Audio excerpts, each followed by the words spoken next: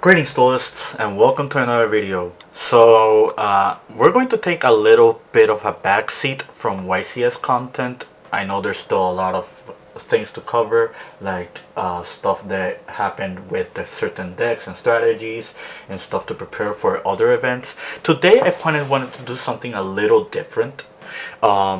So historically in this game, whenever I see a pattern in the format and I see like how the format is progressing, how certain decks are shaping up, and some matchups, I kind of want to always like take a little bit of a backseat and see if there is something looming around that can be potentially good for the format or can be like optimized and actually could be a really good pick.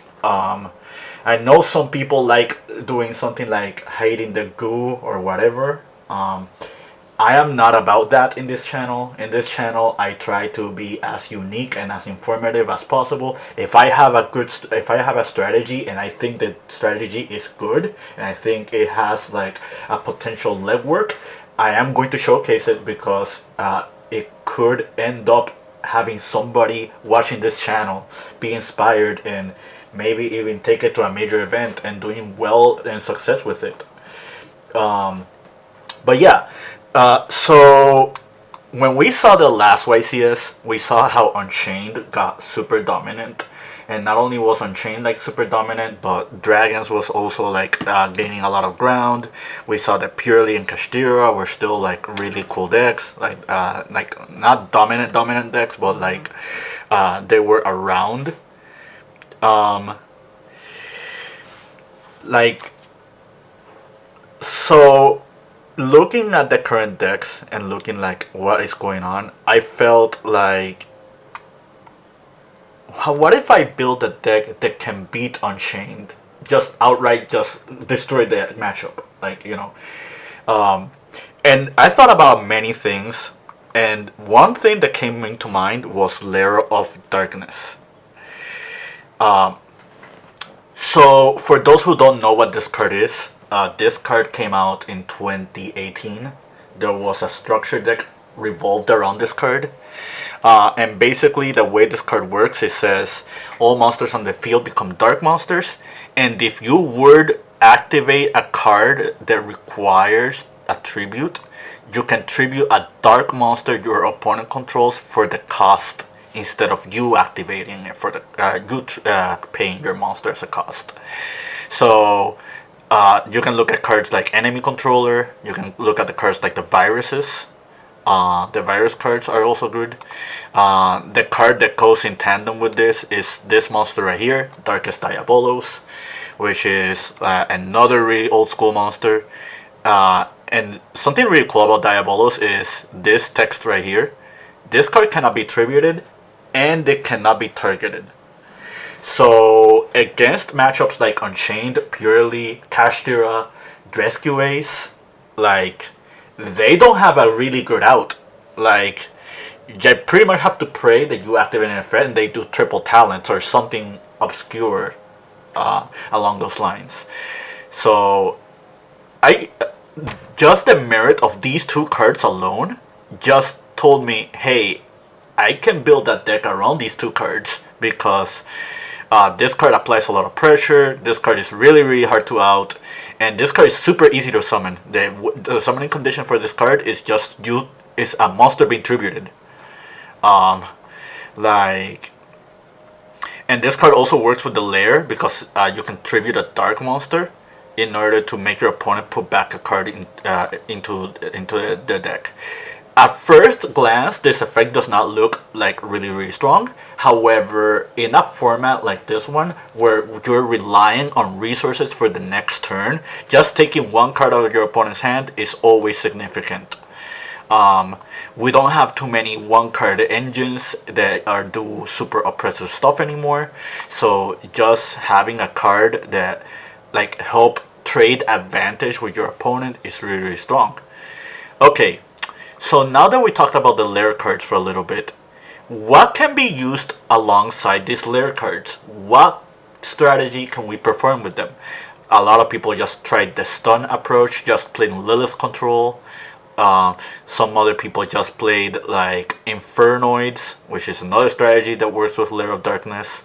Um, I will talk about Infernoids another day, because I think 1 month from now, Infernoids are going to be a really strong deck. But I'll get to that when the time comes. Now back to Lair.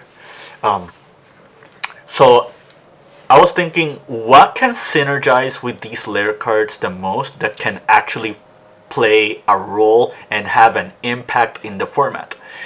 And one solution that I came up with was the Bystials. So why are the Bystials good with Lair? Well, for starters, they're already dark monsters. They're high level dark monsters. Um, Magnamut and Druidsworn specifically have 2000 defense, so you can add them to your hand with Arima's effect. Magnamut is extra synergistic because it can add you the Darkest Diabolos from your deck to your hand. And if you tribute your Bystials, you can trigger the Darkest Diabolos for its summon. And you have multiple ways of doing that. One would be like Bestial Lubellion's summon ability. The other one would be Branded Beast. So you have multiple ways of triggering your tributes, which triggers your Darkest Diabolos summon. Another really cool thing is that there's even more cool synergy with all these cards, because if you end up like gaining advantage with the Bestial cards, like you start snowballing advantage, and everything that the Bystials just fall to are stuff that you can handle with Lair. If you end up playing against Dragon Link, Lair is extra cool because you can Brand the Beast tribute your opponent's monsters in order to just pop their board. So the Dragon matchup is already really strong with this deck. And if you saw from the last YCS, it was the second most represented deck against Unchained. And I will show you one video, like one duel, just showcasing that. There you have a lot of leg room because you're playing Druidsworm in your deck, and this deck also plays Druidsworm very optimally. Darkest Diabolos is a really hard card to out for the Unchained matchup. But yeah, now that we talked about the Bystials, let's talk about the other cards that are in the deck. You're probably seeing the Labrynth monsters, and you're probably thinking, why are these cards here? What role do they play in this Lair deck? Well, for starters, Lair means dungeon, so these are dungeon monsters. And the Labrynth, and the way Labrynth works is you're trying to travel through a dungeon and beat NPCs. Okay, jokes aside, so something really cool with this deck is that you can play Big Welcome Labrynth as just its side engine, and one thing that you can do with the Big Welcome is you can summon the ladies, and you can bounce back your Bystials.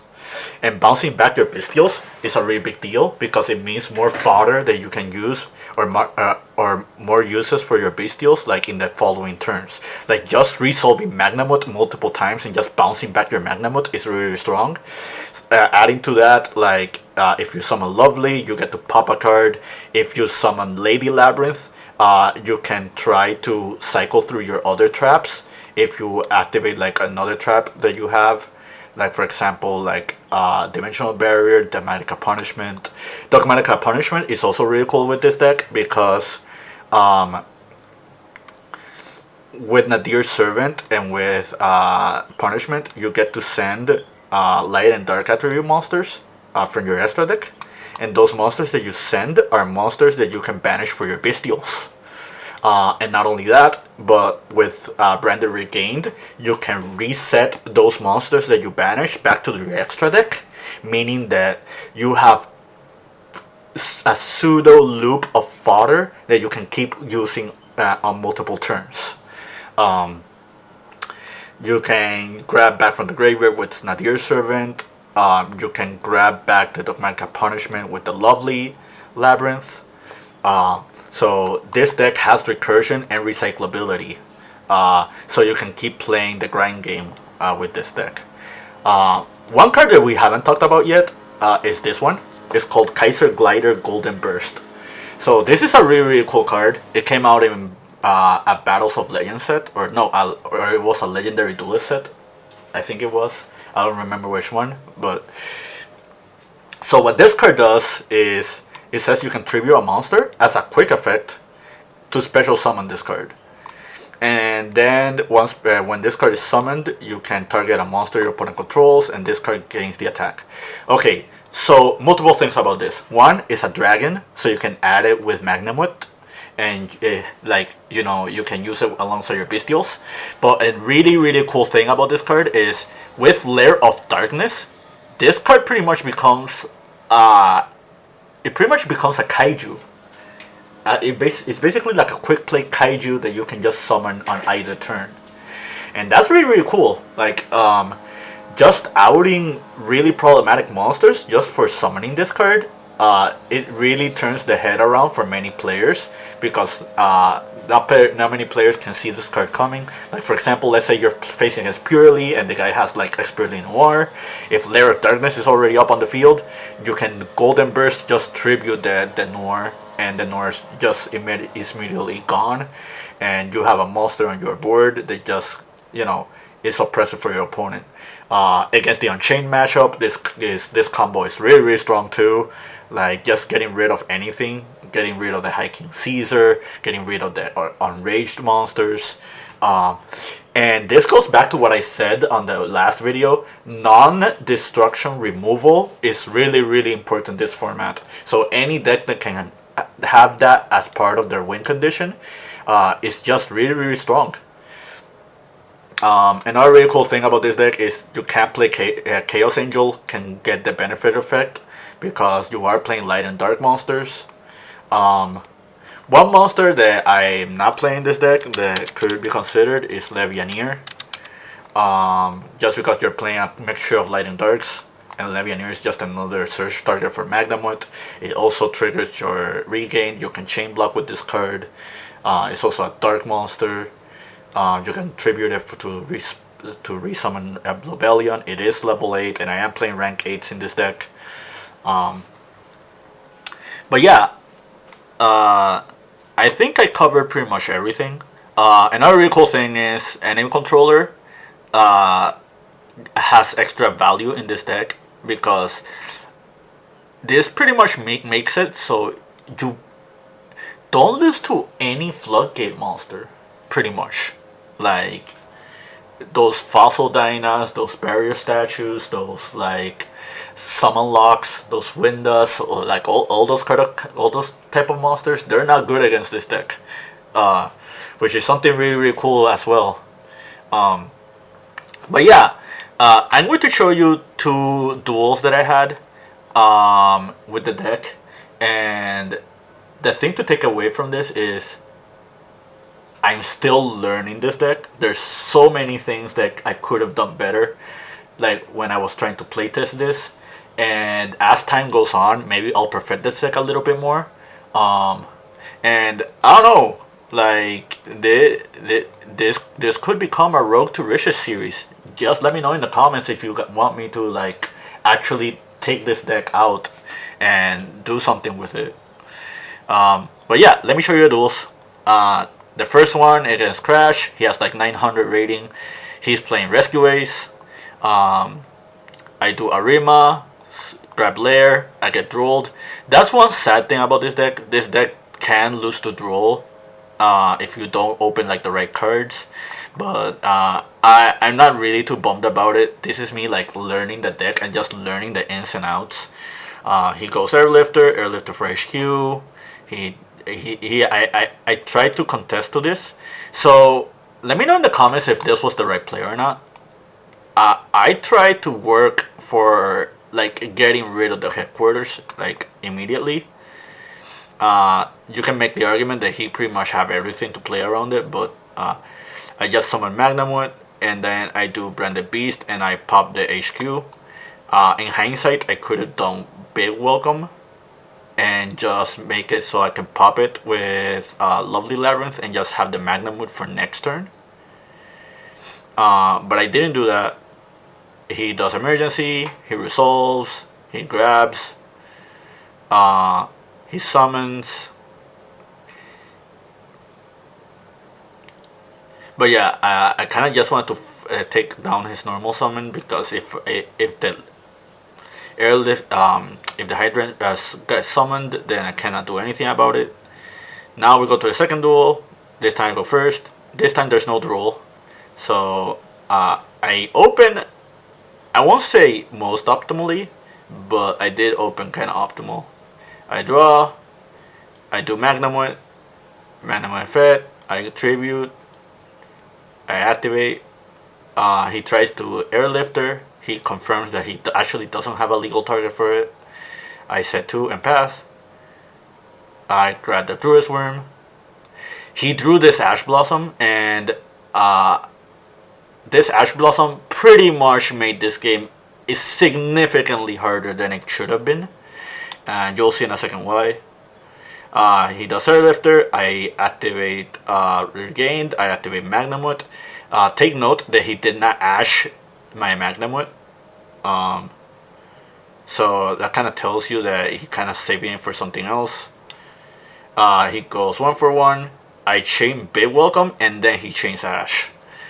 So this is kind of big, because if the Big Welcome would have resolved, he had to rely on the emergency. I would have popped everything outside of just the Hydrant, and I do have the interruption from Punishment, and I also have the interruption from Golden Burst. And I would have bounced Magnamut back to my hand, which means I would have had Magnamut for next turn. So we proceed. He summons. I do Punishment, which is another misplay because I knew he had the emergency. What I should have done here is I should have just tributed the Airlifter. I should have just tributed the Hydrant for Golden Burst, and that would have forced him to use Emergency to get rid of Airlifter, and then he wouldn't have any targets anymore, meaning that I could have resolved Punishment on another note. He did have Book of Moon, so that was another way to play around that, but that was one big misplay, and that's also gonna cost me the game. He summons the Hydrant. He summons the Turbulence, and I had 2 choices: either get rid of Turbulence or get rid of Hydrant. If I get rid of the Turbulence, he's just going to add a second Turbulence with the Hydrant and just summon it. So I couldn't do anything about that. Another thing that could have been different is I could have just let everything go through and just let him keep resolving cards. But I just left it on Turbulence because now all his set cards that he's setting, he cannot activate them this turn. So now he's forced to just like Turbulence to do whatever else, and then he just alerts, and now he grabs the Turbulence to just resummon. I summon Druid's Worm in the end phase. I do Regained, I recover, and I draw, and I grab back the Kaiser with the Magnamut effect. He's wondering how I grabbed back the Kaiser. I told him it was Magnamut. So now I do chain 1, chain 2. He does emergency, and then he books. So another misplay of mine is I should have chained the Big Welcome. Since I had Chaos Angel on board, and just get rid of another card. More notably, I should have got rid of the Turbulence. That way, he's forced to summon Preventer if he wants to keep a rescue on board. Either that or force the rescue on another chain. I did not do that, and it really costed me the game. So now he summons Preventer. I summon Druid's Worm back. I use Golden Burst. I put the Dreaded Beast. I grab the Magnamut. I summoned M7, and now he chains. Like, he just tries to use all his effects. Another misplay was Branded Beast. I should have Branded Beast, sent the Turbulence, popped the Turbulence, and not the Extinguish. The Extinguish wasn't doing anything, but the Turbulence is just going to apply a lot more pressure. So now I summon Ariana. Ariana grab Big Welcome. I set Ariana. I Magnamut. I resummon Magnamut. This scenario, I would have 100% won if I had a second Chaos Angel in my extra deck, but I don't have a second Chaos Angel. But yeah, he does Preventer, he summons Dark, he summons that. I realized it a little bit too late, but I could something I could do is Big Welcome, banish to target the Torment token to bounce it back. I have a free space, which means I could Lair of Darkness tribute for the Golden Burst. I took way too long into realizing that, and by the time I realized it, I was a little bit too late. He already had a second Turbulence in hand, so it really didn't matter that much. But yeah, I do Lovely, I popped, I Golden Burst, Tribute, I did all of that to... but then we both realized that I cannot activate Big Welcome because I already used the Graveyard effect this turn. But yeah, I summon Golden Burst, he goes Protect Code, he summons Link Coder, he goes Turbulence, he summons Access Code, and then he banishes for Access Code, and I asked him specifically what is he banishing for, because he didn't specify that it was for Access Code, and he does have to protect Code Talker from the graveyard, and this is a really big deal because I do have Regained. But he clarifies, he says it's Access Code.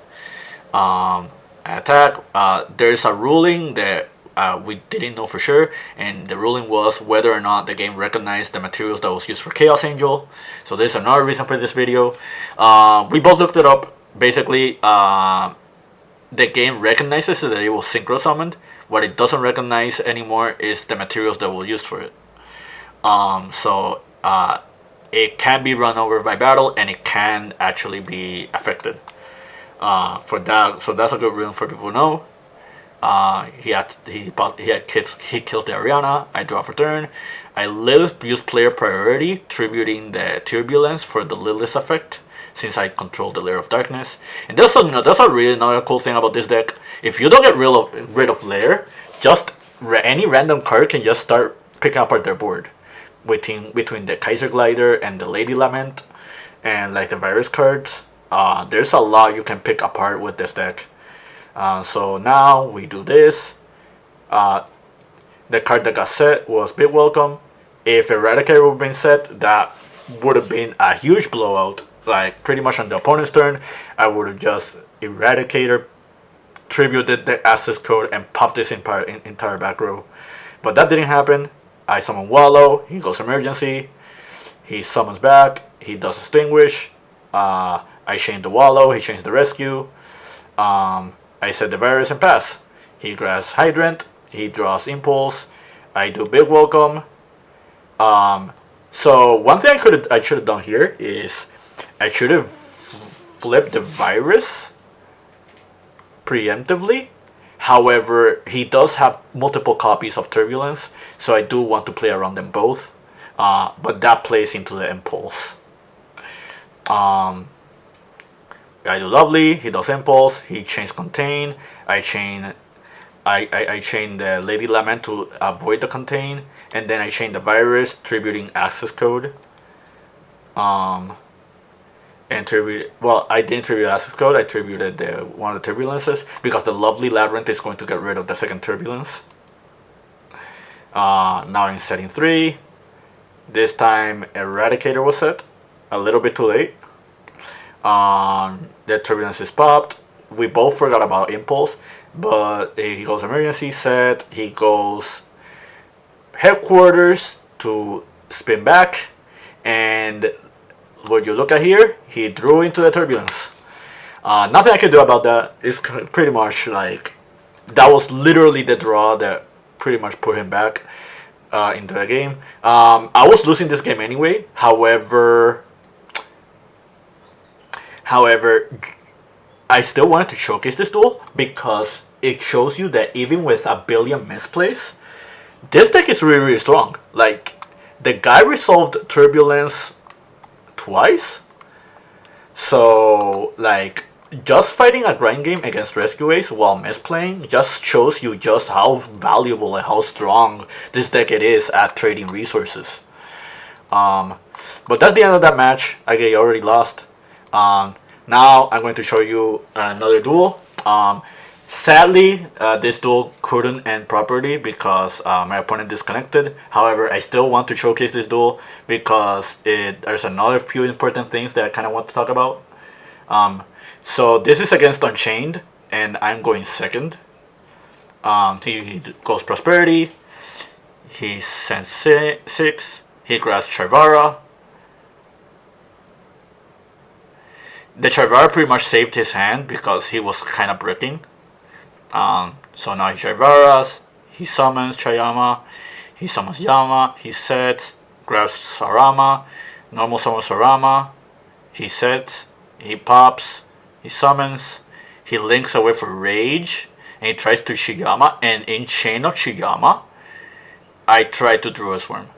So, if you remember the last video, or if you didn't see the last video, I highly recommend it. It's pretty much everything you need to know about the last YCS. This is why Druid Swarm is really, really strong. You're about to see why Druid Swarm was cited in a lot of decks.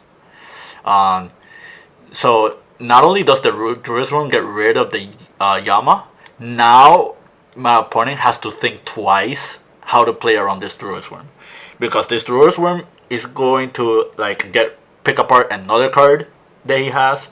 And in this specific deck, Druid Swarm is even more impactful because I do have Golden Burst, and I already explained how you can tribute for Golden Burst, and that makes it so that this Druid Swarm becomes 2 interruptions. So now we proceed. He summons that bomb, so pretty much just killing the Druid Swarm outright. Now he summons Mudcracker to resummon back the Rage, and I draw for turn. I draw into a second Druid Swarm.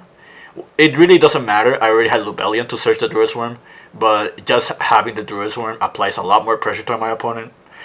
So I activate the Druid Swarm, targeting the bomb. He changed the chamber, especially in the bomb. So I lost the Druid Swarm target. Now I activate Lubellion, where I Magnum Wit.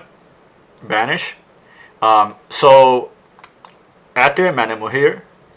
Now here, my opponent has to think properly, because if he rages, I have the Golden Burst. So pretty much he loses the rage target. And after that happens, I just normal summon Druid Swarm. I beat over his board, and then I contribute the Druid Swarm for Lubellion, and then Lubellion will trigger, and then I can grab with Lubellion. The Manamut will grab me in the end phase, and I still have Nadir Servant. So basically, I'm snowballing advantage over this board. If he does not use the Rage, I tribute summoned for Druid Swarm, tributing the Magnamut, and he can no longer use Rage effect because the Druid Swarm was not a special summoned monster. And that also makes it so I can pick apart his board, because then after that, what can happen is that I Druid Swarm, attack. If he tries to protect with Mudcracker, I can just Bolt and Burst, get rid of the Druid Swarm, and just pick apart the rest of the board. Or I can just leave the Mudcracker by itself and use Nadir Servant, grabbing Ecclesia. I can special Ecclesia, just which is grabbing me punishment. And yeah, just snowballing more and more advantage. I also have the Druid Swarm I also have the Lubellion to resummon back by sending the Druid Swarm. So there was a lot of options. So I summoned the Druid Swarm. I told him they was normal summon, so he cannot rage. I attack over the rage. He uses Mudcracker. And I chose the Golden Burst route because he only has 1 card in hand, and Unchained is a 2-card combo deck. Like, he doesn't have Chiyama in the board. He doesn't have Chiyama in rotation. He already went through 1 Charvara as well. And he already went through his Sarama. So pretty much he's forced to use the Finish Rhino if he wants to keep playing. So I do that. I get rid of that. A Golden Burst attack over that. And I then activate the Nadir Servant to see if I draw into something. I send. and that draws me into enemy controller, which is also really cool because enemy controller makes it so he cannot crash into with his Fiendish Rhino. He draws into talent, thrust. He attacks. I controller. I should have controller to just change the Rhino to defense and not to tribute for it. That was a misplay on my end. I go Druid's Worm, removing the bomb. I go Lubellion. I go Regained. I summon the Lilith. The Rhino goes sets, and then I do Lilith effect, sending 3 big welcomes. I set controller and pass. He goes Chamber. I go Regained to special the Magna. Magna triggers, and then I controller, triggering the Magna. So something I should have done here is I should have flipped Big Welcome before using enemy controller. That way you play around Charvara in the off chance he did draw it. Because if he did have Charvara, he could pop the Sorama, and then that makes it so he can keep playing, which is super important. I did not do that, but he didn't draw Charvara, so it was still.